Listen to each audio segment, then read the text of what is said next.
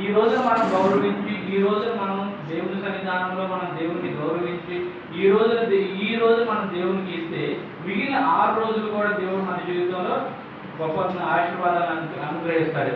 దేవుడు 6 రోజులు పనిచేసి 7వ రోజు విశ్రమించాడు.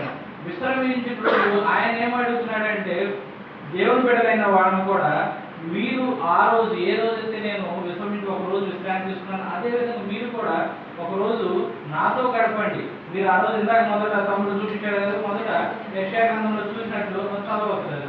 యెషయా-గ్రంథంలో చూసినట్టు ఆ రోజు అంటే మీరు ఏ పనులు పెట్టుకోకండి, లోక వార్తలు చెప్పుకోకండి, అన్నీ చేయవద్దు, అన్నీ ఎందుకు చేయొద్దు అంటాడంటే, నేను విశ్రమించినట్టు మీకు కూడా ఒక రోజు విశ్రాంతి ఇస్తున్నాను, సంతోషించండి. ఆ రోజు నాతో సంతోషించండి. ఆ రోజు నాతో సంతోషించి మిగిలిన 6 రోజులు మీరు ఆశీర్వాదాలు పొందుకోండి. అది దేవుని యొక్క ఉద్దేశం. కనుక ఆదివారాన్ని ఎవరు నిర్లక్ష్యం చేయొద్దండి. ఈ ప్రస్తుతం ఉన్న పరిస్థితులు కొంచెం ఇబ్బందికరమైన, కొంచెం దూరాన్ని పాటిస్తూ 2 ఆరాధనలు ఉంది కాబట్టి ఎవరు కూడా దేవుని సన్నిధిని నిర్లక్ష్యం చేసే వాళ్ళు ఉండదు. ఎందుకంటే దేవుని సన్నిధిని నిర్లక్ష్యం చేస్తే దేవుడు మనల్ని కూడా నిర్లక్ష్యం చేస్తాడు. దేవుడు నిర్లక్ష్యం చేస్తే మనం సాధించేది ఏం లేదు. మనకి ఎన్నో గొప్ప టాలెంట్స్ ఉండవచ్చు, గొప్ప గొప్ప వ్యక్తులు అయి ఉండవచ్చు, ఏదో కొన్ని విషయాలు మనం మంచి అనుభవకులు అయి ఉండవచ్చు. కానీ మన యొక్క అనుభవాలు, మన యొక్క టాలెంట్స్, మన యొక్క గొప్పతనాలు, మన యొక్క విశేషతలు ఏవి కూడా దేవుడు లేకపోతే మన జీవితంలో ఎందుకు పనికిరావు అన్నమాట. అందుకని దేవుని యొక్క సన్నిధిని మనము నిర్లక్ష్యం చేయకూడదు. సరే, ముఖ్యమైన అంశంలోకి వెళ్దాము. వెళ్లే ముందు చిన్న ప్రార్థన చేసుకుందాము. సర్వసృష్టికి ఆధారం ప్రభావ మమ్మల్ని అద్భుతండి ఆయన మరొక మీకు వందనాలు. మరి యొక్క జన్మ రోజులైనా అయ్యా, మరి యొక్క ప్రభు దినమునందునైనా సంతోషించడానికి ఆయన మీ యొక్క సన్నిధానంలో కనిపించి అయ్యా మీ యొక్క ఆశీర్వాదం పొందుకొని అయ్యా ఆయన మరి నిన్ను స్తుతించి ఘనపరచుటకు మాకు ఇచ్చిన యొక్క సమయాన్ని బట్టి మీకు వందనాలు. ఈ ఉదయకాలమునైనా మరి మీ యొక్క సన్నిధానంలో మేము అందరం కూడి ఉన్నాము. ఆయన మమ్మల్ని అందరినీ అయా ప్రభు మీరే కనికరించండి. అయా ఏ విధమైన వాక్యము అవసరమైనదో ఆ వాక్యాన్ని మీరే అనుగ్రహించండి. మనుషులు మేము మాట్లాడినట్లయితే నాయన ఎదుటి వారిని మేము సంధించలేము.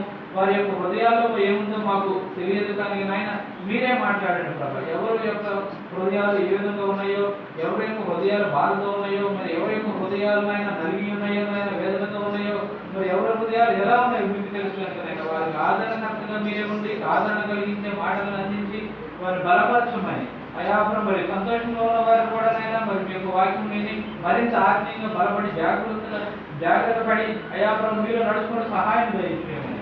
అయాపురం ఇంకా ఎవరైతే రావాలని ఆశ కలిగినారు వారిని అందరూ త్వరగా తీసుకురామని చిన్న ప్రార్థన ఆలకించమని ప్రభువైన యేసుక్రీస్తు నామములో వేడుకుంటున్నాం తండ్రి. ఆమేన్. ఆమేన్.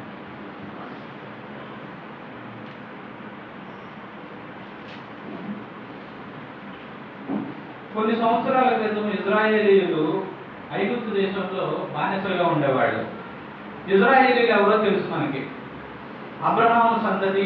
అబ్రహాము అసలు తనకి దేవుడు ఎవరో తెలియని రోజుల్లో దేవుడు తనను పిలిచినప్పుడు దేవుని మాటకు లోబడి తను ఎక్కడైతే ఉన్నాడో ఆ ప్రదేశం నుంచి లేచి నేను చూపించే ప్రదేశం రా అని చెప్పినప్పుడు లేచి వెళ్ళాడు.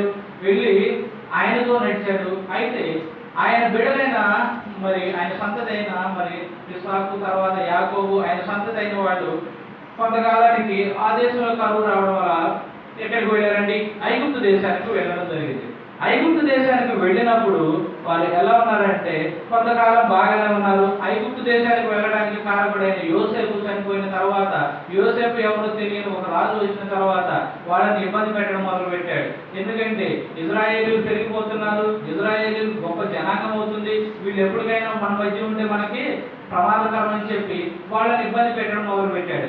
వాళ్ళని ఇబ్బంది పెట్టి ఎంతగా వాళ్ళని యాత్ర పెట్టేవాడంటే వారికి అన్ని విషయాలు రాత్రి పగలు వాళ్ళు పనులు చేయాలి, బానిసలాగా బ్రతకాలి, వాళ్ళకి హక్కులు అనేవి లేవు ఆ దేశంలో. ఆ విధంగా ఇబ్బంది పెడుతున్నప్పుడు వాళ్ళు దేవుని మొరపెట్టినప్పుడు వారికి ఏం చేశాడంటే దేవుడు విడుదల కలిగజేశాడు. మోషే అనే ఒక గొప్ప నాయకుడిని ఎన్నుకొని ఆ మోషే తర్వాత మళ్ళీ యెహోషువ అనే మరొక నాయకుడిని ఎన్నుకొని వారిని కనాను దేశానికి తీసుకుని వచ్చాడు. తీసుకుని వచ్చి ఒక చక్కని దేశాన్ని వారికి అనుగ్రహించాడు. వాడు వస్తూ ఉన్నప్పుడు అనేక మంది రాజులు భయపడిపోయారు. ఎందుకంటే గొప్ప గొప్ప కార్యాలు, వాళ్ళ జీవితాలు సముద్రాలు విడిపోతున్నాయి, యోర్దాను నది చీలిపోతుంది, ఈ విధంగా అనేక గొప్ప కార్యాలు చూస్తూ వెళ్తున్నప్పుడు అనేక మంది రాజులు భయపడ్డారు. అయితే వీళ్ళు ఒక దేశాన్ని స్వతంత్రించుకున్నారు. దేశాన్ని స్వతంత్రించుకున్న తర్వాత చాలా కాలం వరకు న్యాయాధిపతులు పరిపాలించారు. వీళ్ళని న్యాయాధిపతులు అంటే రాజు కాదు, అతను ఒక వ్యక్తి ఉండేవాడు, దేవుడి చేత ఎన్నుకొనబడిన ఒక వ్యక్తి ఉండేవాడు, ఆయనే న్యాయం తీరుస్తూ ఉండేవాడు. అంటే రాజులాగా అందరి మీద పరిపాలన, అందరి మీద అధికారం కలిగి ఉండేవాడు కాదు, కానీ ఏదన్నా వాళ్ళకి సమస్య వచ్చినప్పుడు మాత్రమే వాళ్ళకి న్యాయం తీరుస్తూ ఉండేవాడు. అంటే అధికారి కాదు, అంటే ఆయన రాజ్యాన్ని చేసే వ్యక్తి కాదు, కానీ కేవలము న్యాయాధిపతి. ఏదైనా సమస్య వచ్చినప్పుడు తీర్చేవాడు, లేకపోతే వీళ్ళ మీద యుద్ధాలకు వచ్చినప్పుడు కొంతమంది సైనికుల్ని పంపించి యుద్ధం చేసేలాగా వారిని పురుగొల్పి వాళ్ళని పంపించి యుద్ధాలు చేయించేవాడు, అంతేగాని ఆయన రాజు కాదనమాట. అయితే కొంతకాలానికి ఏమైందంటే ఇజ్రాయేలీలు మాకు రాజు కావాలి అనే ఒక ఆలోచన పుట్టింది. ఆలోచన పుట్టినప్పుడు వారు ఏం చేశారంటే ఆఖరి న్యాయాధిపతి సమూయేలుకు వచ్చి అయ్యా మాకు రాజు కావాలి అని అడిగారు. రాజు కావాలి అని అడిగినప్పుడు ఏం చేశాడంటే ఆయన ఒక దేవుని సన్నిధిలో మొరపెట్టినప్పుడు అయ్యా వాడు విసర్జించింది న్యాయాధిపతి అనగా దేవుని చేత నియమించబడిన వ్యక్తులను కాదు, కానీ వాళ్ళని అన్నీ విసర్జించారు. వాళ్ళు రాజును కావాలని కోరుకున్నాడు. సరే, కానీ వాడు కోరుకున్నట్టే రాజుని అభిషేకించమని చెప్పాడు. ఆ తర్వాత సౌలు అభిషేకించబడ్డాడు. సౌలు తన జీవితంలో సరిగా లేడు.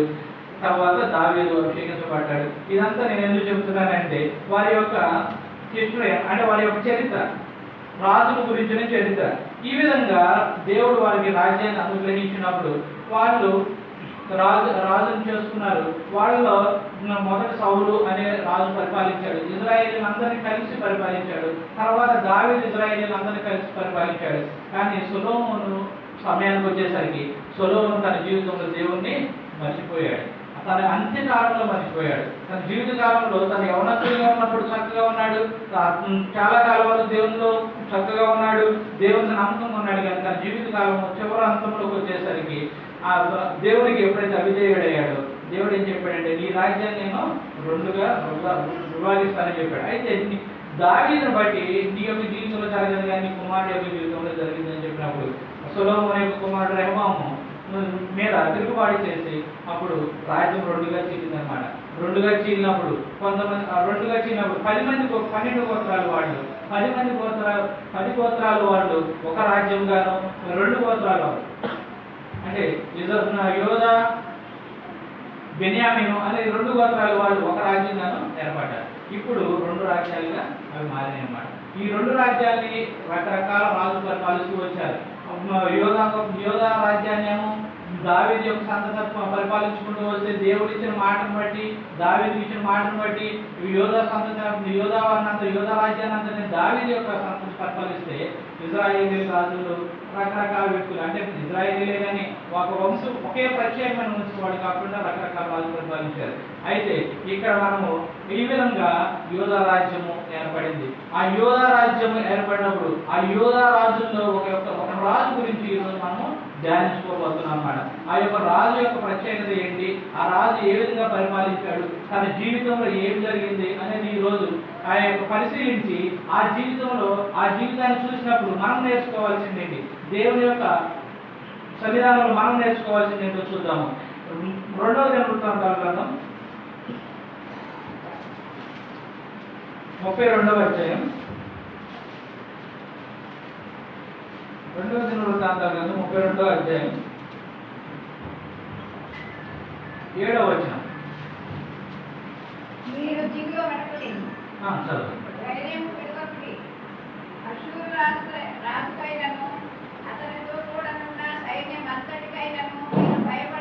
భయపడవద్దు, విస్మయం ఉండవద్దు, అతనికి కలిగిన సహాయం కంటే ఎక్కువ సహాయం మనకు కలదు. మాంస సంబంధమైన బాహువే అతనికి అండ. మనకు సహాయం చేయుటకును మన యుద్ధములను జరిగించుటకును మన దేవుడైన యెహోవా మనకు తోడుగా ఉన్నాడని చెప్పగా నమ్మిక ఉంచిరి. హిజ్కియా అనే ఒక రాజు ఈ యొక్క యూదా రాజ్యాల గురించి చెప్పాను కదా. యూదా రాజ్యం అనేది ప్రత్యేకించబడింది. యూదా రాజ్యాన్ని పరిపాలించే రాజులో 13వ రాజు హిజ్కియా. హిజ్కియా తన యొక్క జీవితంలో 25 సంవత్సరాల వయసులోనే తను రాజ్యాన్ని పట్టాభిషిక్తుడయ్యాడు. తన రాజ్యాన్ని అధిష్ఠించాడు, తన సింహాసనాన్ని అధిష్ఠించాడు, పరిపాలన కొనసాగించాడు. 25 సంవత్సరాలు అంటే మంచి యవన వయసులో తన యొక్క రాజ్యాన్ని పరిపాలించడం మొదలుపెట్టాడు. హిజ్కియా యొక్క తండ్రి ఆహాజు తను రాజ్యం చేశాడు, కానీ తను దేవునికి నమ్మకంగా ఉన్న వ్యక్తి కాదు. దేవుని ఎడల అవిధేయత కలిగి దేవుడు చేయొద్దన్న పనులు చేస్తూ దేవుడు దేనైతే విసర్జించమని చెప్పాడు వాటిని విసర్జించకుండా దేవుడికి వ్యతిరేకంగా జీవించిన వ్యక్తి ఆహాజు అనగా హిజ్కియా తండ్రి. కానీ హిజ్కియా యవ్వనస్తుడైనా సరే తన తండ్రిలాగా కాకుండా దేవుని ఎడల ఎంతో నమ్మకం కలిగి జీవించేవాడు అన్నాడు. తన తండ్రి ఎడల నమ్మకంగా, తండ్రిలాగా కాకుండా ఎప్పుడైతే దేవుని ఎడల నమ్మకంగా జీవించాడో తన జీవితంలో ఎన్నో ఆశీర్వాదాలు చూసేవాడు. అయితే ఈ రోజు తన జీవితంలో జరిగిన కొన్ని సంఘటనలు మనము ధ్యానించుకుందాం. అయితే ఇక్కడ మనము 2వ రాజుల గ్రంథము 18వ అధ్యాయము 2వ రాజుల గ్రంథం 18వ అధ్యాయము 7వ వచనం ఒకసారి చదివితే, కావున యెహోవా అతనికి తోడుగా ఉండెను, తాను వెళ్ళిన చోటనెల్లా అతడు జయము పొందెను. అతడు అష్షూరు రాజునకు సేవ చేయకుండా అతని మీద తిరుగుబడెను. చాలు. యెహోవా అతనికి తోడై ఉండెను, తాను వెళ్ళిన చోటనెల్లా అతడు జయము పొందెను. హిజ్కియా రాజు ఎప్పుడైతే తను రాజ్యానికి వచ్చాడో అప్పుడు దేవునికి ఎంతో నమ్మకంగా జీవించడం మొదలు పెట్టాడు. ఎందుకంటే మనము చూసుకున్నట్లయితే 3వ వచనంలో చూసుకున్నట్లయితే నేను చదువుతున్నాను. 18 3వ వచనంలో తన పితరుడైన దావీదు చేసినట్లు అతడు యెహోవా దృష్టికి పూర్ణంగా నీతిని అనుసరించాలి. ఎలా జీవించాడంట? పూర్ణంగా. దావీదు వలె, తన పితరుడైన దావీదు వలె ఎంతో నమ్మకంగా దేవునికి ఎంతో పూర్ణ హృదయంతో దేవుని చుట్టూ పూర్ణంగా నీతిని అనుసరించాడంట. దేవుడు ఏదైతే కొన్ని శాసనాలను ఇచ్చాడో, ఏదైతే కట్టడాలను ఇచ్చాడో వాటినన్నిటిని చక్కగా అనుసరిస్తూ వాటిని పాటిస్తూ తన జీవితంలో ముందుకు కొనసాగుతూ ఉన్నప్పుడు దేవుడు ఏం చేశాడంటే అతన్ని ఎంతోగానో దీవించాడు. కాబట్టి 7వ వచనం చూసినట్లే అతను వెళ్ళిన చోటల్లో యుద్ధాల్లో గెలిచేవాడు. ఎక్కడికి వెళ్ళినా సరే యుద్ధంలో జయమే. ఎందుకు? దేవుడి ఎడల నీతిని అనుసరించి నడుస్తూ ఉన్నాడు, దేవుని ఎడల భయభక్తులు కలిగి ఉన్నాడు, చక్కగా గొప్ప స్థితికి వెళ్ళాడు. ఎక్కడికి వెళ్ళినా కానీ విజయమే, తన జీవితంలో అపజయం అనేది లేదు. అలా జరుగుతున్నప్పుడు అష్షూరు రాజు మీద తిరుగుబాటు చేశాడు. ఎందుకంటే అష్షూరు రాజు అంతకుముందు అష్షూరీయులు యూదా వారిని పరిపాలిస్తూ ఉన్నారు. యూదా వారిలో వాళ్ళకి కప్పం కట్టేవాళ్ళుగా ఉన్నారు. వాళ్ళ దగ్గర అంటే సామంత రాజుగా యూదా రాజులు ఉంటూ ఉన్నప్పుడు ఈయనేం చేశాడంటే దేవుని ఎడల నమ్మకం కలిగి, దేవుని ఎడల ఆసక్తి కలిగి, దేవుని యొక్క నీతి నియమాలను పాటిస్తూ ఎక్కడికి వెళ్ళినా విజయాన్ని పొందడం చూసినప్పుడు అప్పుడు అష్షూరు రాజుకి మీద తిరుగుబాటు చేశాడంట. ఇప్పుడు చూడండి, తన జీవితంలో ఏం చూస్తున్నాడు? విజయాన్ని చూస్తున్నాడు. ఎందుకు? తన యొక్క జీవితంలో దేవుణ్ణి అనుసరిస్తూ ఉన్నాడు కాబట్టి విజయాలను చూస్తూ ఉన్నాడు. మన జీవితాల్లో కూడా అన్ని చక్కగా ఉన్నప్పుడు అంటే ఇప్పుడు తను ఎక్కడికి వెళ్ళినా విజయమే, తనకి ఇబ్బంది ఏం లేదు కాబట్టి దేవుడు చక్కగా అనుసరిస్తూ ఉన్నాడు. మన జీవితాల్లో కూడా అన్ని ఒక్కోసారి చక్కగా అన్ని సమకూరుతూ ఉన్నప్పుడు ఏం చేస్తామంటే మనం కూడా దేవుణ్ణి చక్కగానే వెంబడిస్తూనే ఉంటాం. ఎందుకంటే ఈ యొక్క హిజ్కియా జీవితంలోనే తన యొక్క జీవితంలో మరి ఒక సమస్య వచ్చి పడింది అన్నమాట. సమస్య వచ్చి పడినప్పుడు 14వ వచనంలో చూస్తే ఒకసారి 14వ వచనం చూద్దాం. లాకీషు పట్టణమందున అష్షూరు రాజునందుకు దూతలను పంపి మా వలన తప్పు వచ్చినది, మా యొద్ద నుండి నీవు తిరిగి వెళ్ళిపోయిన ఎడల నా మీద నీవు మోపిన దానిని నేను భరించుదునని వర్తమానము చేయగా అష్షూరు రాజు యోధా రాజైన హిజ్కియాకు 600 మణుగుల వెండియు 60 మణుగుల బంగారమును జుల్మానాగా నియమించెను. కావున హిజ్కియా యెహోవా మందిరమందును రాజనగరమందున్న పదార్థములలో వెంటంతయు అతనికి ఇచ్చెను. మరియు ఆ కాలమందు హిజ్కియా దేవాలయపు తలుపులకున్న బంగారమును తాను కట్టించిన స్తంభములకున్న బంగారమును తీయించి అష్షూరు రాజుకి ఇచ్చాడు. మనము పై చూసినట్లయితే హిజ్కియా యొక్క జీవితం చక్కగా సాఫీగా నడుస్తుంది. ఎందుకంటే తను దేవుడు వెంబడిస్తూ ఉన్నాడు. ఎక్కడికి వెళ్ళినా కానీ విజయాలే కలుగుతూ ఉన్నాయి, విజయాలే కలుగుతున్నాయి కదా అని చెప్పి ధైర్యం వహించి దేవుడి మీద నమ్మకం ఉంచి ఏం చేశాడంటే అష్షూరు రాజు మీద తిరుగుబాటు చేశాడు. అష్షూరు రాజు మీద తిరుగుబాటు చేసిన తర్వాత అష్షూరు రాజు ఏం చేశాడు, ఈయన మీద దండెత్తి వచ్చాడు. 13వ వచనంలో చూసుకున్నట్టయితే చదవదు కానీ 13వ వచనంలో చూసుకున్నట్టయితే తన యొక్క జీవితం గురించి నేను చెబుతాను. తను ఏం చేశాడంటే తిరుగుబాటు చేశాడు.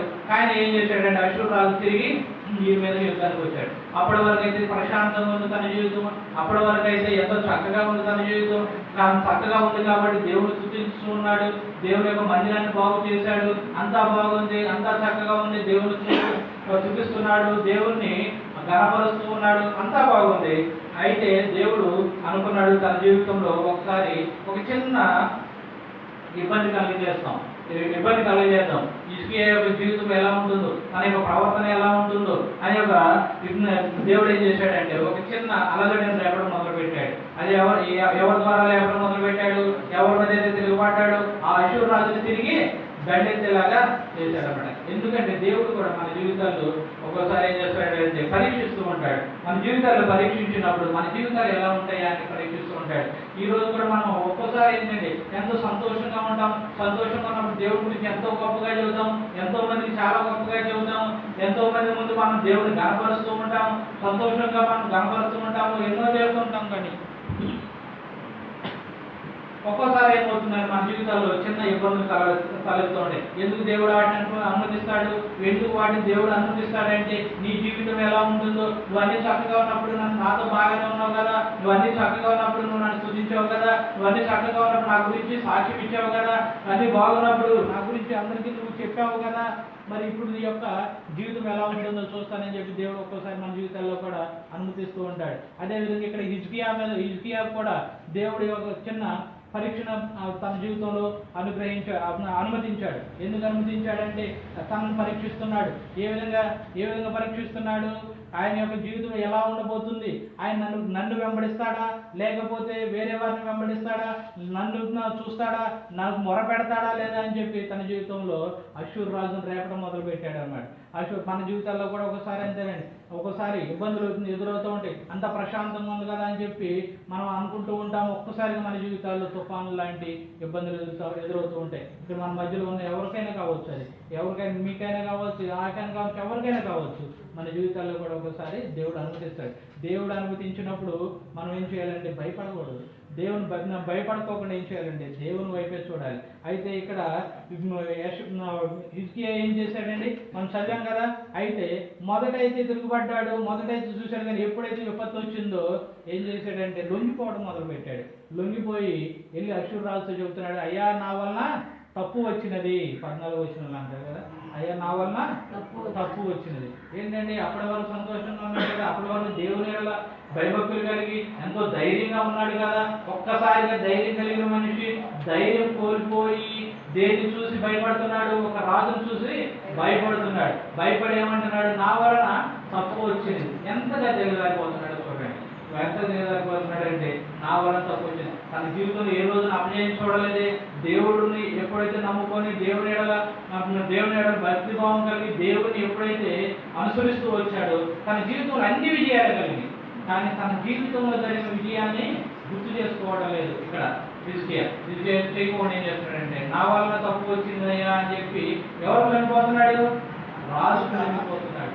అలాగే మన జీవితాల్లో కూడా ఒకసారి ఇబ్బందులు వస్తాయండి. మన జీవితాల్లో కూడా ఇబ్బందులు వచ్చినప్పుడు మనం కూడా ఏం చేయాలంటే దేవునికి వైపు చూస్తూ దేవునికి లొంగి ఉండాలి. కానీ ఎప్పుడు కూడా మనుషులకి మనము లొంగి ఉండకూడదు, లేదా సైతానికి లొంగి ఉండకూడదు. వాడు భయపెడతాడు, వాడి జీవితాల్లో ఎలా భయపెడతాడు. దేవుడు కూడా వాటిని మనం జీవితాలు అనుమతిస్తాడు. ఎందుకు అనుమతిస్తాడంటే మన జీవితం ఎలా ఉండబోతుంది, ఇప్పుడు దాకా నా గురించి చాలా చక్కగా మాట్లాడాడు కదా, ఇప్పుడు దాకా నా గురించి చాలా చక్కగా సాక్ష్యం చెప్పాడు కదా, కాబట్టి ఇప్పుడు ఎలా ఉంటుంది తన జీవితం అని చెప్పి దేవుడు కూడా అనుమతిస్తూ ఉంటాడు. మన జీవితంలో కూడా ఇప్పుడు మనం కూర్చున్నాం కానీ మన జీవితంలో కూడా ఒకసారి ఎన్నో ఇబ్బందులు మనం చూసి ఉంటాం, ఎన్నో బాధల నుంచి మనం వెళ్ళి ఉంటాం.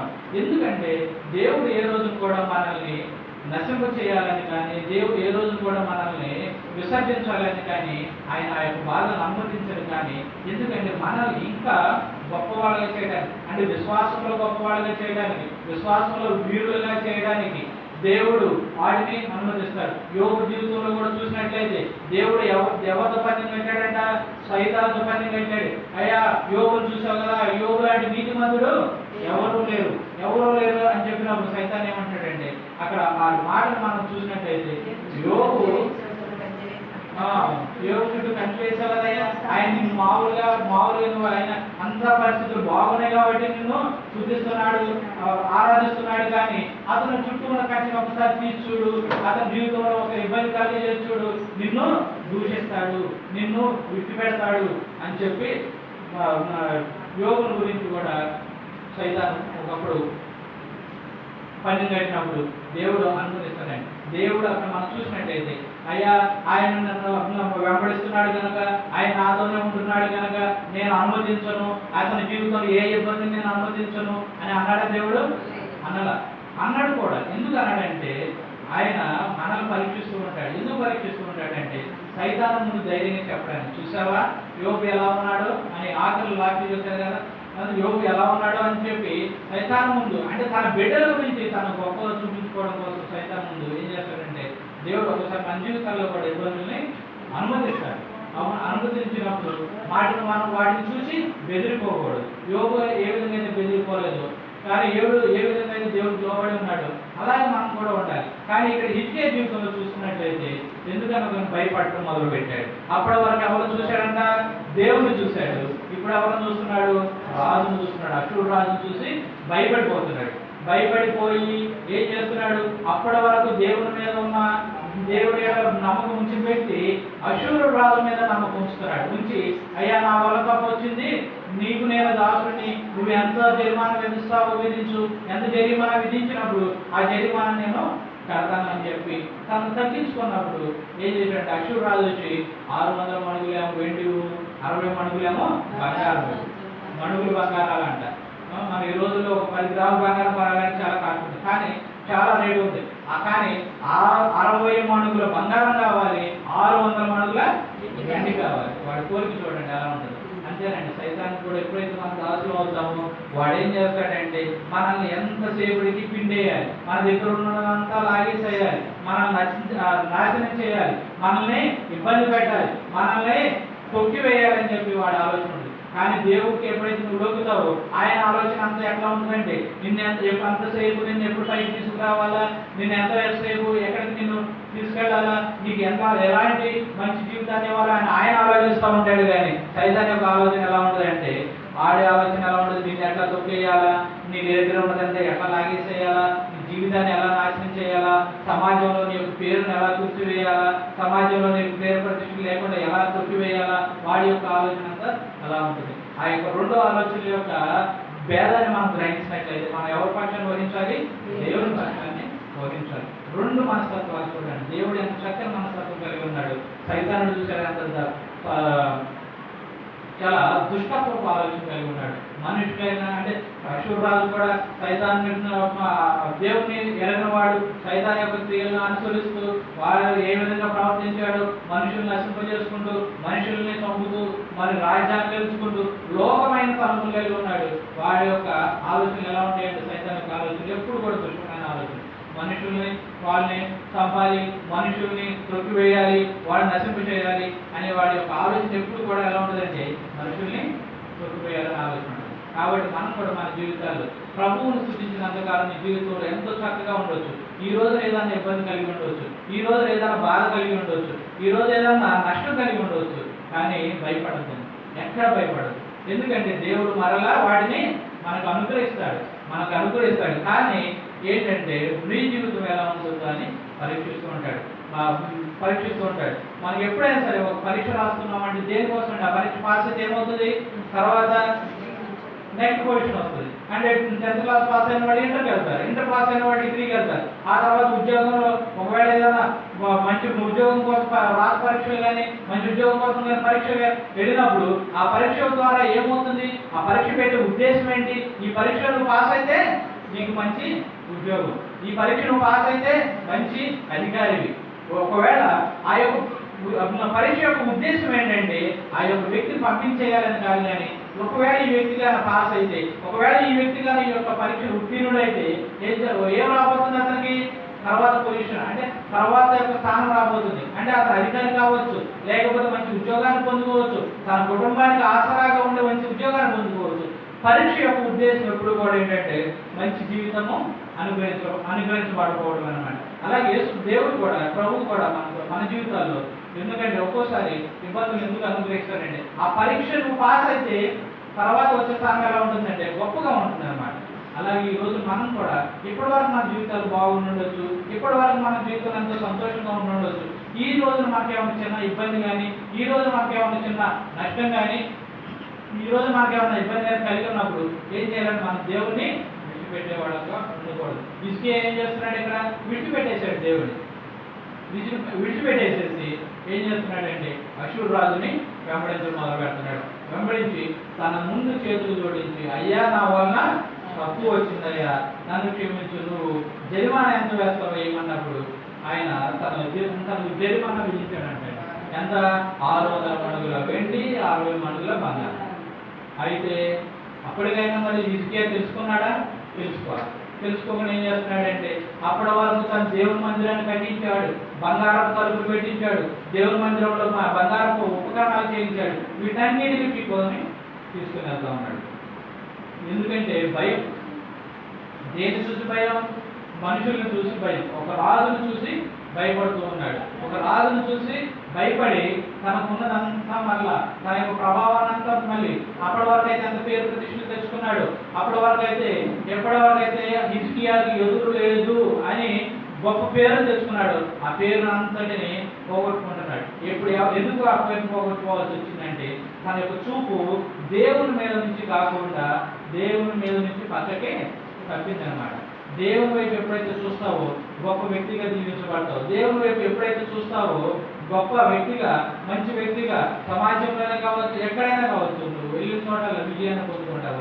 ఎప్పుడైతే దేవుడు మన జీవితంలో చిన్న శ్రమను అనుమతించినప్పుడు, దేవుడు మన జీవితంలో చిన్న బాధను అనుమతించినప్పుడు మనం దేవుడిని చూడకుండా పక్క వైపు చూసినట్లయితే మనకున్నదంతా కోల్పోతాం. ఇక్కడ హిజ్కియా కూడా అలాగే తనకున్నదంతా తన ఇంట్లో ఉన్న ఇచ్చేస్తున్నాడు, తన దేవుడి మందిరంలో ఉన్న ఇచ్చేస్తున్నాడు, అన్ని తీసుకెళ్ళి అప్పగించేసి అషూరు రాజుకి అప్పగించేశాడు. అషూరు రాజు అప్పగించినా కానీ అతను సంతృప్తి చెందలేదు. సైతాను కూడా అంతే. మనం దేవుని ఎదురు నుంచి పక్కకి తప్పిపోయి సైతానికి కానీ లొంగినట్లయితే వాడు కూడా సంతృప్తి చెందే వ్యక్తి కాదు. వాడు కూడా దుష్టుడు. వాడి యొక్క దుష్టత్వం ఎలా ఉంటుందంటే ఇంకా మన దగ్గర ఉన్న తీసుకోగా ఇంకా ఇంకా ఇంకా లాగి మన ఫీలింగ్స్ 50 చేసి వట్టి 50 వదిలేస్తాడు. వాడు ఇక్కడ అషూరు రాజు కూడా అదే విధంగా తనకు తీసుకున్నాడు, బంగారాన్ని తీసుకున్నాడు, ఏవైతే పంపించాడు అన్నీ తీసుకున్నాడు. అయినా కానీ మనిషికి సంతృప్తి లేదు. సంతృప్తి లేక తిరిగి యోధారాజు మీద తిరిగి వస్తూనే ఉన్నాడు. మనం చూసిన తర్వాత చూసినట్లయితే 2వ దినవృత్తాంతాల గ్రంథం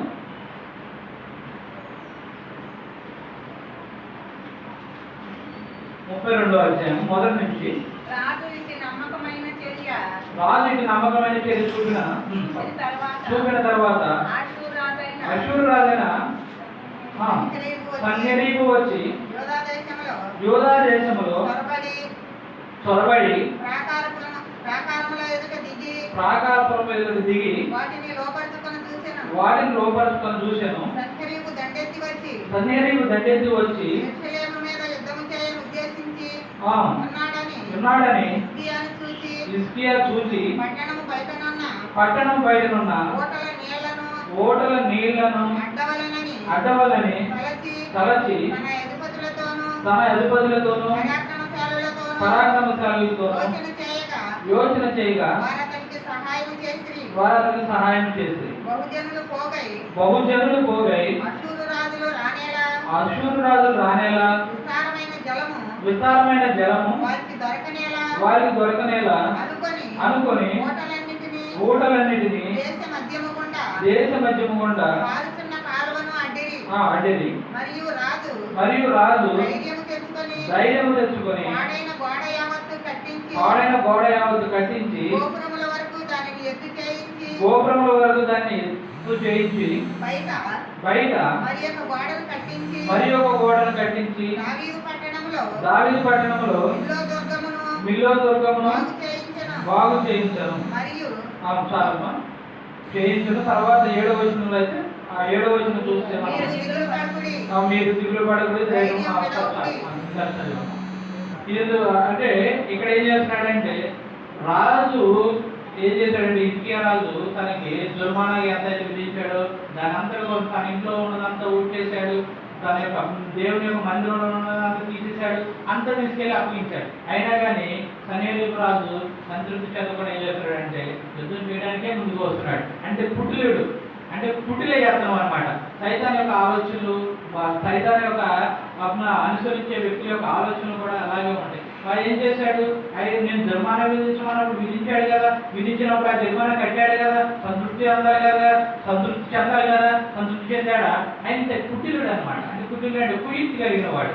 అంటే తన దగ్గర ఉన్నదంతా నేను లాక్కోకముందే, నేను వెళ్ళి దోచుకోకముందే వాడి ఇంట్లోదంతా నేను తీసుకుంటాను, ఆ హిజ్కియా రాజంతా నేను తీసుకుంటానని చెప్పి పుట్టిలో అంటే కుయుక్తితో ఏం చేశాడంటే మొదట సరే నీకు జరిమానా విధిస్తున్నాను పంపించమన్నప్పుడు తన ఇంట్లో అంతా ఇచ్చాడు. ఇచ్చి అప్పుడు ఏం చేసిన బలహీనుడు చేసి మరలా యుద్ధానికి వస్తూ ఉన్నాడు. చూసారు సైతాన్ ఎప్పుడు కూడా ఎలా ఉంటుందంటే వాడి ప్రయత్నాలు బలహీనుడు చేస్తాడు, లొంగిపోయావా ఇంకా బలహీనుడు చేస్తాడు, ఇంకా లొంగిపోయావా ఇంకా బలహీనుడు చేస్తాడు, ఇంకా లేకపోతే బలహీనుడు చేసి చేసి చేసి ఎంతని చేసి దిగదాస్తాడంటే మన జీవితాన్ని నాశనం చేసే వరకు దిగదాస్తాడు. అని నేను చెప్పినట్లు కానీ దేవుని యొక్క మనస్తత్వం ఎలా ఉంటుందండి? దేవునికి లొంగావా మంచి స్థితికి తీసుకెళ్తాడు, ఇంకా లొంగావా మంచి స్థితికి తీసుకెళ్తాడు, ఇంకా లొంగావా మంచి స్థితికి తీసుకెళ్తాడు. సైతాన్ యొక్క ఆలోచన ఎలా ఉంటుంది? దేవుని సైతానికి లొంగావా తక్కువ స్థితి తీసుకొస్తాడు, నీ దగ్గర ఉన్నదంతా దోచేస్తాడు. ఇంకా లొంగావా ఇంకా తక్కువ స్థితికి తీసుకొస్తాడు, ఇంకా తగ్గావా ఇంకా తక్కువ స్థితికి తీసుకొస్తాడు. దేవుడేమో నీ స్థితిని పెంచడానికి ప్రయత్నిస్తుంటే సైతానుడేమో నీ యొక్క స్థితిని తగ్గించడానికి ప్రయత్నిస్తూ ఉంటాడు. తన యొక్క జీవితంలో కూడా అదే చూస్తున్నాడు. ఎప్పుడైతే దేవుడిని చూస్తున్నప్పుడు నడుస్తూ వెళ్ళాడు, ఎక్కడికి వెళ్ళిన విజయాన్ని పొందుకున్నాడు. ఎక్కడ తన జీవితంలో ఎక్కడ అపజయమే లేదు, విజయాలు పొందుకుంటూ ఉన్నాడు. కానీ ఎప్పుడైతే భయపడుతూ ఉన్నాడు, ఎప్పుడైతే దేవుణ్ణి విడిచిపెట్టాడు, ఎలా ఈ మొదటి ఇంట్లోదంతా దోసుకెళ్ళిపోయాడు అంటే ఈయన తన చేతులతో ఇచ్చాడనమాట, ఇవ్వాల్సి వచ్చింది. అయినా సరే సైతాన్ ఇంకా దోచుకోవాలని వాడు మళ్ళా ఇంకా అశూరు రాజు కూడా వస్తూనే ఉన్నాడు. అశూరు రాజు వస్తూ ఉన్నప్పుడు అప్పుడు హిజ్కియా రాజు కళ్ళు తెరిచి అయ్యో నేను ఎంత తప్పు చేసుకున్నాను, అయ్యో ఎప్పటి వరకు అయితే దేవుణ్ణి నేను నమ్మి ఉన్నప్పుడు ఎన్ని విజయాలు పొందుకున్నాను కదా, ఇప్పుడు ఏంటి ఒక్కసారిగా నేను ఎలా మారిపోయాను, దేవుణ్ణి ఎందుకు వదిలిపెట్టాను, దేవుణ్ణి ఎందుకు నేను విడిచిపెట్టాను అనే ఒక బాధ కలిగి అప్పుడు జనులతో పోయి అయ్యా మీరు ఎవరు భయపడద్దు అంటే ఇప్పుడు దేవుని వైపు చూసుకున్నాడు. అప్పటి వరకు ఏమైందంటే తన ధైర్యం తను మర్చిపోయాడు. అంటే ఒకవేళ లొంగిపోతే, ఒకవేళ రాజు లొంగిపోతే రాజు వదిలిపెడతాడేమో, నేను సంతోషంగా జీవించవచ్చు, నేను నా యొక్క ప్రజలతో నేను సంతోషంగా జీవించవచ్చు అని భ్రమపడ్డాడు. కానీ వాడు ఏం చేశాడంటే వదిలిపెట్టలా, ఇంకా తొక్కి వేయాలి, ఇంకా నశింపజేయాలని ముందుకు వస్తున్నప్పుడు అప్పుడు తన జీవితంలో తను ఏం చేశాడంటే అప్పుడు కళ్ళు తెరిచి అయ్యో నేను తప్పని చేశాను, దేవుడు సర్వాధిపతి సర్వశక్తివంతులైన దేవుడు వదిలిపెట్టి నేను ఒక మనిషిని ఆశ్రయిస్తున్నాను, ఒక మనిషిని నమ్ముకున్నాను, ఒక మనిషి ముందు నేను దిగజారిపోయాను కదా అని చెప్పి అప్పుడు తన జనుల్ని చూసుకోవడం మొదలుపెట్టాడు. మీరేం భయపడద్దయ్యా, మీరు భయపడద్దు, దేవుని ఎడల నమ్మిక ఉంచండి. దేవుడే అతని మాంస సంబంధమైన బాబు అతనికి అంటే కానీ మన దేవుడే మనకు తోడుగా ఉన్నాడు. ఇప్పుడు ఏం చేశాడంటే తన జీవితంలో కళ్ళు తెరిచాడండి. అది చూశారు కదా. ఒక్కోసారి మన జీవితంలో కూడా అలాగే జరుగుతూ ఉంటుంది. ఒక్కోసారి ఇబ్బంది పట్టుకున్న అంతా బాగానే ఉంటుంది, కానీ ఎప్పుడైతే ఇబ్బంది వస్తుందో ఆ ఇబ్బంది వచ్చినప్పుడు ఎప్పుడైతే సైతానికి లొంగుతామో అప్పుడు మనం ఇంకా కృషించుకోవడం, ఇంకా దిగజారిపోవడం చూస్తాము. అప్పుడు మనం గ్రహిస్తూ ఉంటాం అన్నమాట. కానీ ఆ గ్రహింపు అనేది మొదటే ఉన్నట్టయితే ఈ స్థితికి రాము కదా. అలాగే మన జీవితాల్లో కూడా ఎప్పుడైనా సరే గుర్తుపెట్టుకోవాల్సింది ఏంటంటే, ఎప్పుడైనా ఇబ్బంది కలిగినా, ఎప్పుడైనా బాధ కలిగినా ప్రార్థించండి. దేవుడికి ముందే మొరపెట్టండి. దేవుడి సన్నిధిలో ముందే మీరు ఎలుగెత్తి మొరపెట్టండి. దేవుడికి కొంత సమయాన్ని కేటాయించండి. మీరు కొంత ఏకాంత సమయాన్ని కేటాయించండి. మీ రోజులో మీకు ఉన్న 24 గంటల్లో ఏదో ఒక సమయం, కనీసం ఒక గంట, కనీసం ఒక ఉదయాన్ని కొంతసేపు, కనీసం కొంతసేపు దేవునికి ప్రత్యేకపరచుకోండి. కొంత సమయాన్ని ఉదయాన్నే అవ్వచ్చు, ఉదయాన్నే లేచి ప్రార్థించండి. కొంత సమయాన్ని కేటాయించండి. రాత్రి సమయంలో కొంత సమయాన్ని కేటాయించండి. ప్రార్థించండి. మరి ఎప్పుడైనా మన జీవితంలో ప్రతిరోజు మన జీవితంలో ఏదో సమస్య ఎదురవుతూనే ఉంటుంది.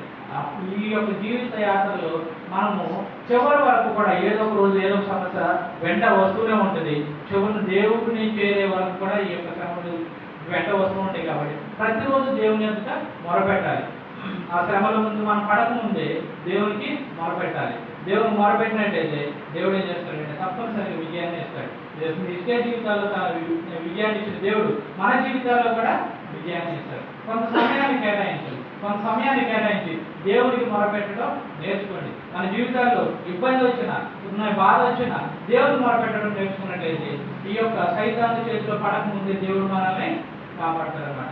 ఇక్కడ ఏం చేశాడంటే హిజ్కియా రాజు ఏం చేశాడు, దేవుడి వైపు చూడకోకుండా ఎప్పుడైతే పక్క చూపులు చూస్తున్నాడు, ఎప్పుడైతే పక్క వాళ్ళని చూస్తున్నాడు, వాళ్ళు రక్షిస్తారేమో, వీళ్ళు రక్షిస్తారేమో, అప్పుడు మరి ఏమైపోయిందో, మరి అప్పటి వరకు ఉన్న భక్తి, అప్పటి వరకు ఉన్న నమ్మకమైన స్థితి ఏమైపోయిందో తెలియదు. కానీ తన జీవితంలో ఎందుకు అలాంటి పరిస్థితి వచ్చిందో మనకు తెలియదు. కానీ ఎప్పుడైతే ఆ భయాన్ని, పక్కన పరిస్థితులు చూసి భయపడ్డాడో తన జీవితంలో పతనానికి చేరిపోతున్నాడు. తన యొక్క ఇంట్లో ఉన్నదంతా ఇవ్వాల్సి ఇచ్చేసాడు. తన యొక్క మందిరంలో, దేవుడి మందిరంలో ఉన్న బంగారాలను వెండిని తీసుకెళ్ళి ఇచ్చేసేసాడు. దిగజారిపోయాడు. కానీ ఇప్పుడు ఏం చేస్తున్నాడంటే తన జీవితంలో ఇప్పుడు గ్రహిస్తున్నాడు, అయ్యో నేను తప్పు చేశాను అని చెప్పి ఆ జనులు పోగేసి అని చెబుతున్నాడు. మీరు భయపడకండి, మన దేవుడైన యెహోవా మనకు తోడు ఉన్నాడు అని చెప్పేసి అప్పుడు చెబుతూ ఉన్నాడు అనమాట. అప్పుడు చెబుతూ ఉన్నప్పుడు మనకు సమయం లేదు కానీ ఎక్కువ వాక్యం చదవడానికి నేను చెప్పేస్తున్నాను. అయితే ఎప్పుడైతే తన యొక్క జీవితంలో తను గ్రహించాడో అప్పుడు ఏం చేస్తాడంటే దేవుని మొదలుపెట్టాడు. మొదలుపెట్టినప్పుడు మనకి 2వ రాజుల 18వ అధ్యాయంలో ఉంటుంది. చదవనవసరం అర్థం లేదు కాబట్టి. అయితే దేవుడు ఏం చెప్తాడంటే అతనికి నువ్వు భయపడద్దు. అతనికి నువ్వు భయపడకుండా నువ్వేం చేయాలంటే నాకు మొరపెట్టావు కనుక నేను అతని గురించి నువ్వు భయపడవలసిన అవసరం లేదు అని చెప్పేసి దేవుడు చెబుతాడు. 19వ అధ్యాయం 20వ వచనం చదువుతాము.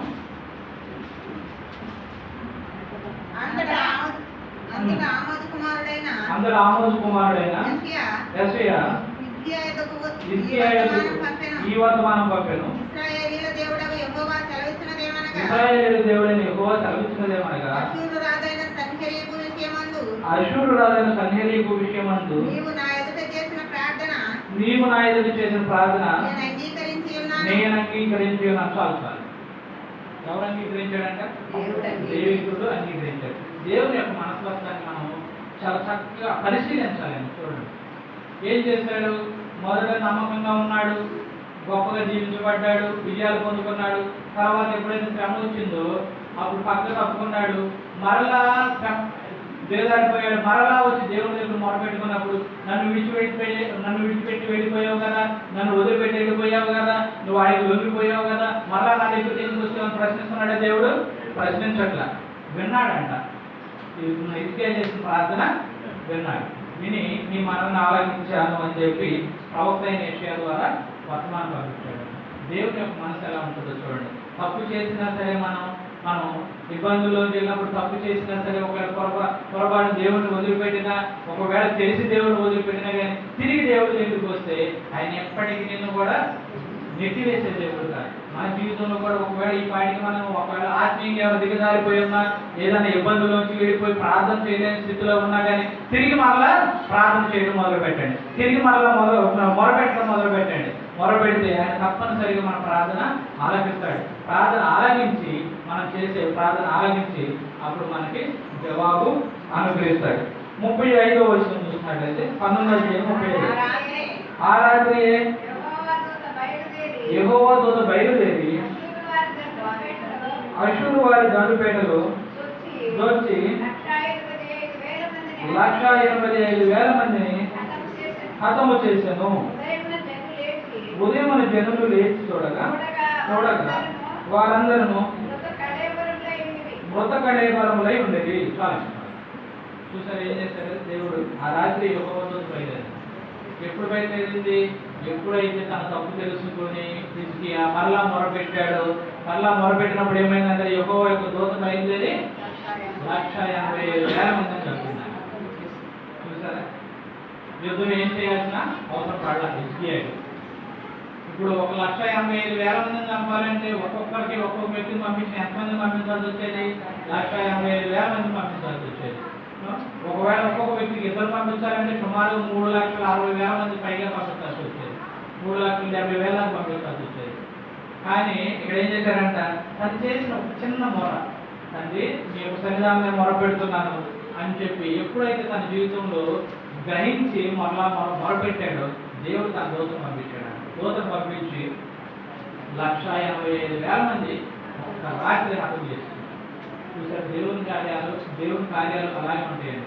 దేవుని యొక్క కార్యాలు అంత గొప్పగా ఉంటాయి. మనం ఏమీ చేయవసరం లేదు. మనం ఏమీ చేయవసరం లేదు. శ్రమ కలిగినప్పుడు, ఇబ్బంది కలిగినప్పుడు ఏం చేయాలంటే దేవుని సన్నిధానంలో మొరపెట్టాలి. మన మనుషుల వైపు చూస్తూ, మనుషులు అటు చూస్తూ ఇటు చూస్తూ, లేకపోతే దేవుని వైపు చూస్తూ మనం దేవుని వదిలిపెట్టినట్టయితే మనం పొందుకునేది ఏమీ ఉండదు. అలా అని నేను చెప్పేది ఏంటంటే మనం చేయాల్సిన పనులు చేయడం ఆపమని నేను నా ఉద్దేశం కాదు. కానీ మన యొక్క చూపు ఎవరి వైపు ఉండాలంటే దేవుని వైపు ఉండాలి. మన ప్రయత్నాలు మనం చేయాలి. మనం చేస్తూనే ప్రభువుని ధ్యానిస్తూ, ప్రభువా నీవే సహాయం చేయి, నీవే నాకు తోడుగా ఉన్నాయని చెప్పి దేవుని వైపు చూస్తూ ముందుకు వెళ్ళినట్టయితే దేవుడు మనకు తప్పనిసరిగా సహాయం చేస్తాడు, విజయాన్ని ఇస్తాడు. అక్కడ చూసినట్లయితే నిత్య జీవితం మనం ఏం నేర్చుకోవచ్చు? ఆయన జీవితంలో మూడు స్థితులు. మొదట ఎలా ఉన్నాడు? చక్కగా ఉన్నాడు, దేవుని వెంబడించాడు, విజయాన్ని పొందుకున్నాడు. ఎప్పుడైతే బాధలు కలిగినాయో, ఇబ్బందులు కలిగినాయో ఏం చేశాడు? దేవుని వైపు చూడకుండా మనుషుల వైపు చూశాడు. లొంగిపోవడం మొదలు పెట్టాడు. లొంగిపోవడం మొదలు పెట్టినప్పుడు ఏమైంది? లొంగిపోవడం మొదలు పెట్టినప్పుడు తనకి సంతోషం కలిగిందా? బాధలు ఎక్కువైనాయి. ఇంట్లో ఉన్నాయి దోచుకెళ్ళిపోయారు, దేవుని మందిరంలో ఉన్నాయి దోచుకెళ్ళిపోయారు. అంటే తన చేతులతోనే తన సొంత హస్తాలతో ఇవ్వాల్సి వచ్చింది. ఎక్కినా సరే ఆగిందా? అక్కడితో తన యొక్క బాధ, తన యొక్క శ్రమ తొలగిందా? మళ్ళా ఏమైంది? వాడు ఇంకా ముందుకు వస్తూ ఉన్నాడు. వచ్చినప్పుడు తను గ్రహించుకున్నాడు. అప్పుడు గ్రహించుకున్నాడు. మనం కూడా ఏం చేయాలంటే ఆ స్థితి దాకా, ఎప్పుడైతే దిగజారిపోయే స్థితి దాకా వెళ్ళక ముందే దేవుడు మనము వెంబడించినట్లయితే, దేవుడి ఎదురు మొరపెట్టినట్లయితే వెంటనే వచ్చి దేవుడు మనకి సహాయం చేస్తాడు. ఇక్కడ మన మధ్యలో ఉన్న వాళ్ళు ఎవరైనా ఒకవేళ పొరపాటున ఇక్కడ దేవుని ఒకవేళ ఏ విషయంలో అయినా ప్రార్థించలేని స్థితిలో ఉంటే తిరిగి మరలా ప్రార్థించండి. మీ యొక్క సమస్యలు, మీ యొక్క బాధలు, మీ యొక్క ఇబ్బందులు, అది ఆరోగ్య సమస్య కావచ్చు, అనారోగ్య సమస్య కావచ్చు, ఆర్థిక సమస్య కావచ్చు, ఒకవేళ ఆర్థిక సంబంధమైన సమస్య అయినా కావచ్చు, ఏ సమస్య అయినా సరే దేవుడి ముందు పెట్టినప్పుడు మరలా దేవుడు మనల్ని కనికరిస్తాడు. ఆయన మన మనవల్ని వింటాడు. విని ఎలాంటి గొప్ప విజయాన్ని ఇచ్చాడు హిజ్కియాకి, ఎలాంటి ఒక్క రాత్రి ఎలాంటి గొప్ప విజయాన్ని ఇచ్చాడు, అలాంటి గొప్ప విజయాన్ని ఇస్తాడు. మన జీవితంలో కూడా మనం ఏం చేయాలంటే దేవుణ్ణి వెంబడించే వాళ్ళని ఉండాలి. అది శ్రమ అయినా దేవుణ్ణి వెంబడించే వాళ్ళని ఉండాలి, సంతోషమైన దేవుణ్ణి వెంబడించే వాళ్ళంగా ఉండాలి. ప్రతి సమయం మంది కూడా దేవుణ్ణి వెంబడించే వాళ్ళంగా ఉండాలి. మనం దావీదును చూసుకున్నట్టయితే తన జీవితం అలాగే ఉంటుంది. సంతోషమైన దేవుణ్ణి వెంబడించేవాడు. తను ఒకవేళ రాజ్యాన్ని వదిలిపెట్టి పారిపోయి అడుగులోంచి వెళ్ళేటప్పుడైనా సరే ఆ రాజు వస్తాడా ఈ రాజు వస్తాడా అని ఎదురు చూసేవాడు కాదు.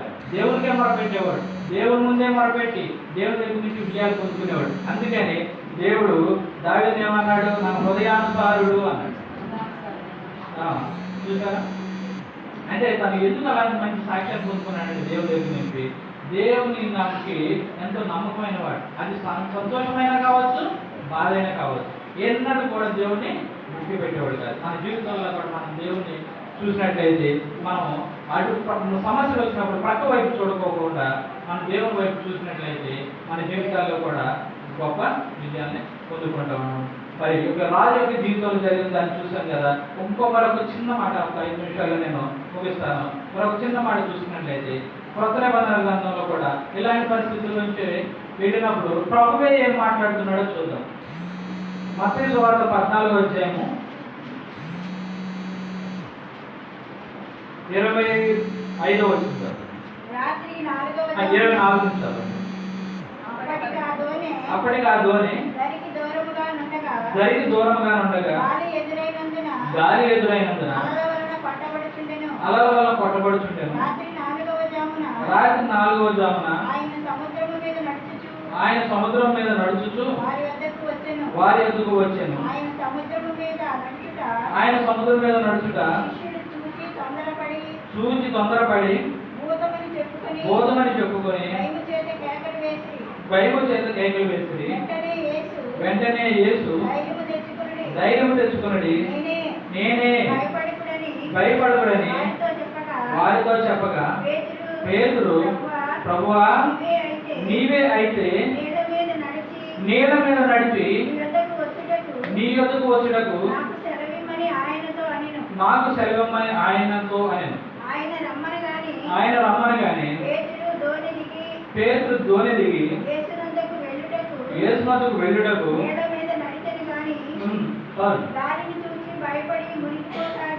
మునిపోసాగి ప్రభువా నన్ను రక్షించుమని కేకలు వేశాను. వెంటనే యేసు చెయ్యి చాపి అతని పట్టుకొని అల్ప విశ్వాసి ఎందుకు సందేహపడుతువని అతనితో చెప్పాను. వారు దోణి ఎక్కినప్పుడు గాలి అణిగెను. నీవు నిజముగా దేవుని కుమారుడు అని చెప్పి ఆయనకు ఇక్కడ చూసినట్లయితే అక్కడ పాత నిబంధన గ్రంథంలో హిజ్కియా జీవితంలో చూసాము. ఇక్కడ మరొక కొత్త నిబంధనలో మరొక వ్యక్తిని చూస్తున్నాం. ఆయన ఎవరంటే పేతురు గారు. పేతురు గారు ఏం చేశారు? మొదట దేవుని ఎప్పుడైతే చూశాడు, ప్రభువా నీవే అయితే నేను నీళ్ళ మీద నడిచి వచ్చేలాగా చేయమని చెప్పినప్పుడు, ప్రభువు రమ్మన్నప్పుడు, ఆయన వస్తూ ఉన్నప్పుడు 30 వచనంలో చూసి గాలిని చూసి భయపడి ఏం చేశాడంటే దేవుని చూడకుండా ఎవరిని చూసుకున్నాడు? గాలిని చూస్తున్నాడు. ఎప్పటి వరకు అయితే దేవుని చూస్తూ నడుచుకుంటూ ముందుకు వెళ్తున్నాడు. దేవుని చూస్తున్నంతసేపు ముందుకు వెళ్తున్నాడు. కానీ ఎప్పుడైతే ఒక్కసారి పక్క చూపు చూశాడో, పక్క చూపు చూసి భయపడిపోయి ఏం చేస్తున్నాడు? మునిగిపోతున్నాడు. మన జీవితంలో కూడా ఇందాక ఇంకే జీవితంలో కూడా అంతే కదా. దేవుడి వైపు చూడకుండా ఎప్పుడైతే పక్క వైపు చూశాడు ఏమైంది? ఆయన కూడా తన జీవితంలో దిగజారిపోతున్నాడు. తనకున్నదంతా కోల్పోయాడు. అలాగే పేతురు గారు కూడా ఏం చేస్తానంటే దేవుడి వైపు చూసినంత సేపు చక్కగా నడిచాడంట. దేవుడి వైపు చూడకపోకుండా గాలిని చూసి భయపడినప్పుడు ఏం చేశాడంటే మునిగిపోతున్నాడు.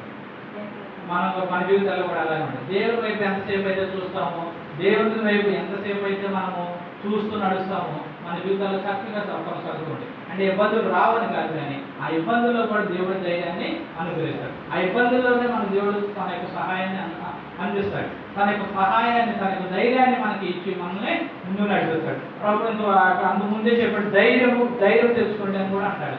అంటే ప్రభు ధైర్యం తెచ్చుకోండి అని చెప్పేవాడే కానీ ఎప్పుడు భయపెట్టే వ్యక్తి కాదనమాట. అలాగే ఇక్కడ కూడా పేతురు కూడా ఏం చేస్తున్నాడు? పక్క చూపులు చూస్తున్నాడు. అందుకని దేవుని వైపే చూడాలండి. మనం కూడా పక్క చూపులు చూడకూడదు.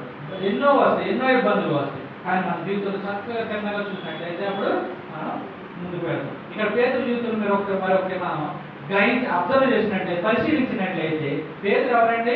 ఆయన మొదట శిష్యుడి కన్నా ముందు మొదట ఆయన చేసే పని ఏంటి? చేపలు పట్టేవాడు. చేపలు పట్టేవాడికి ఈత కొట్టడం ఏమన్నా పెద్ద సమస్య కాదు. మరి మునిగిపోయినప్పుడు ఏం చేయాలి? ఈత కొట్టుకుంటూ వెళ్ళి మళ్ళీ దోణి ఎక్కొచ్చు కదా, ఈత కొట్టుకుంటూ వెళ్ళి ప్రభు కాడు పట్టుకోవచ్చు కదా. ఏమైంది? దేవుడిని ఎప్పుడైతే చూడటం మర్చిపోయాడో తన యొక్క జీవితంలో తనకు ఉన్న టాలెంట్స్ కూడా పనిచేయట్లేక తన ఈత మర్చిపోయాడు, తన ఈత కొట్టే స్థితి కూడా మర్చిపోయాడు, అన్ని మర్చిపోయాడు. ఏం చేస్తున్నాడు? భయపడిపోతున్నాడు.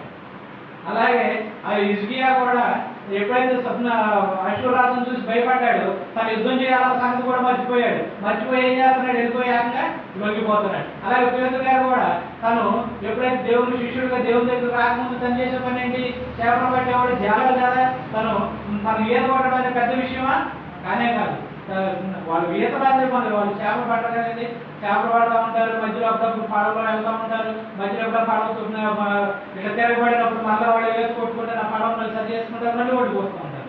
అంత టాలెంట్ అంత ఉన్న వ్యక్తి కూడా ఏం చేస్తున్నాడు, దేవుడు ఎప్పుడైతే మర్చిపోయాడో తన ఈత కూడా మర్చిపోయాడు. మన జీవితాల్లో కూడా అలాగే ఉంటాయండి. మనం ఏమనుకుంటామంటే అంతా నా టాలెంట్, అంతా నా గొప్పతనము అనుకుంటాం, కానీ దేవుడు ఎప్పుడైతే మర్చిపోతామో మన టాలెంట్స్ పనికి రావు, మన టాలెంట్స్ కూడా ఎందుకు అక్కడికి రావు అనమాట. అక్కడికి రాకుండా మన దిగజారి పరిస్థితి ఉండవు. కనుక మన టాలెంట్స్ నమ్ముకోవద్దు. ఇక్కడ పేతురు గారు ఏ విధంగా అయితే మునిగిపోతున్నప్పుడు దేవుడు చేసాడు, ఇప్పుడు మొరపెట్టగానే దేవుడు చేసాడు లాగేశాడు అన్నమాట. అలాగే మన జీవితాల్లో కూడా మనల్ని నమ్ముకున్నట్టయితే మనం కూడా మునిగిపోతూనే ఉంటాం. పక్క వాళ్ళని నమ్ముకున్నట్టయితే కూడా మనం మునిగిపోతూ ఉంటాం. ఎవరు నమ్ముకోవాలి? కేవలము దేవుడిని మాత్రమే నమ్ముకోవాలి మనం. ఎందుకంటే మన టాలెంట్స్ నమ్ముకుంటే ఇక పేతురు గారి పరిస్థితి మనకి కూడా ఎదురవుతుంది. తనకి ఈత కొట్టడం పెద్ద విషయం కాదు, కానీ దేవుడు ఎప్పుడైతే చూడడం మర్చిపోయాడో అప్పుడు తనకున్న టాలెంట్ని కూడా మర్చిపోయాడు అనమాట. అలాగే మన జీవితంలో కూడా దేవుడి వైపు చూసినట్టయితే మనమేమో విజయాన్ని పొందుకుంటాము. దేవుడిని చూడకుండా పక్క ముందు ఎప్పుడైతే చూస్తామో అప్పుడు అపజయాన్ని పొందుకుంటాము. ఈ రోజు మన శ్రమ వచ్చి ఉండొచ్చు, కానీ ఆ శ్రమ నుంచి మనం దేవుడు విడిపించగలి కనుక మన చూపు ఎవరి వైపు ఉండాలంటే దేవుడి వైపే ఉండాలి. ఇది మనం గుర్తు పెట్టుకొని మన జీవితంలో ముందుకు కొనసాగుదాము. చిన్న ప్రార్థన చేసుకుంటాం. సర్వసృష్టికి అర్థం ప్రభావ మహమ్మద్ గారి మరి ఇప్పటివరకు నేను నిన్నే చూడాలి, నీ వైపే చూడాలి. శ్రమ వచ్చినా కానీ సంతోషంలో ఉన్నా కానీ నీ వైపే చూడాలని మేము ధ్యానించున్నాము నాయన. అయ్యా మరి ఆ యొక్క స్థితిని మరి మేము మా జీవితాల్లో మేము ప్రాక్టీస్ చేయగలిగినైనా మరి మా జీవితాల్లో మేము అవలంబించడానికి సహాయం చేయాలి. పక్క చూపులు చూడకుండా నాయన మరి నీ వైపు చూస్తూ మరి మీరిచ్చే అయా ప్రభు దీవెనలు పొందుకొచ్చు, మీరిచ్చే ఆశీర్వాదాలు పొందుకొచ్చు, ప్రతి ఒక్క విపత్తు నుంచి బయటపడే వారంగా, ప్రతి ఒక్క పరిస్థితి నుంచి బయటపడే వారంగా మేము ఉండేలాగా సహాయం చేయండి. అయా ప్రభు మీకు సహాయం ఎంతో గొప్పదినైనా మరి ఆయన మరి అశూరు రాజు యొక్క సైన్యాన్ని ఒక్క రాత్రిలోనే మీరు 1,85,000 మందిని అయా ప్రభు సంహరించారు. మరి అలాంటి గొప్ప దేవుడునైనా మాకున్నావు, నిన్న నేడు ఏకరీతిగా ఉన్నావు, ఈ రోజు కూడా మాతో ఉన్నావు ప్రభా. కనుకనైనా మీరు కనికరించండి నాయన. ఒకవేళ అవిశ్వాసంతో మేము చెదిరిపోయి ఉన్నామేమో, మాలో ఉన్న బాధను బట్టి మేము చెదిరిపోయి ఉన్నాము, మాలో ఉన్న మాకు కలిగిన అవమానాలను బట్టి, మాకు కలిగిన ఇబ్బందులు బట్టి నాయన ఒకవేళ పక్క చూపులు చూస్తున్నాం మేము క్షమించండి. అయ్యా ప్రభు నీ వైపు చూసలేక మా యొక్క మనసును స్థిరపరచండి నాయన. స్థిరపరిచిన మరలానైనా నిన్నే చూసి అయ్యా ప్రభు మరలానైనా నీ వైపే కొనసాగుతూ అయ్యా ప్రభు హిజ్కియా పొందుకున్న సహాయాన్ని మరి పేతురు పొందుకున్న సహాయాన్ని మేము కూడా పొందుకున్న సహాయం దయచేయండి. అయ్యా నాయన అయ్యా ప్రభు మనం మీ యొక్క సన్నిధానంలో కూడి చేరిన మా యొక్క సహోదరులను మరి మీరు జ్ఞాపకం చేసుకోనండి. వారి జీవితాల్లో ఒకవేళ ఏదైనా ఇబ్బందులు ఉన్నాయో నాయన మీరే కనికరించండి నాయన. మీరే వారి వైపు చూసిన ఆయన మరలా నాయన మీరు మీ యొక్క చేతులను అందించి మరలా వారిని ఎత్తి లేపి అయ్యా నిలవబెట్టమని మిమ్మల్ని వేడుకుంటున్నాం. మరలా విజయాన్ని అనుగ్రహించమని మేము మిమ్మల్ని వేడుకుంటున్నాం నాయన. మీ కృపలో ప్రతి ఒక్కరిని జ్ఞాపకం చేసుకొని అయ్యా నాయన మీ యొక్క సన్నిధానంలో కొంత సమయానికి మీ యొక్క సన్నిధానం మేము మొరపెట్టే వారంగా ఉంది. అయ్యా ప్రభు మీకు మొరపెట్టడం ద్వారా అనేక విజయాలు మేము పొందుకునే వారు ఉండడం సహాయం దయచేయమని ఈ చిన్న ప్రార్థన ఆలకించమని ప్రభువైన యేసుక్రీస్తు కూడా నామములో వేడుకుంటున్నాం తండ్రి. అందరికీ వందనాలు.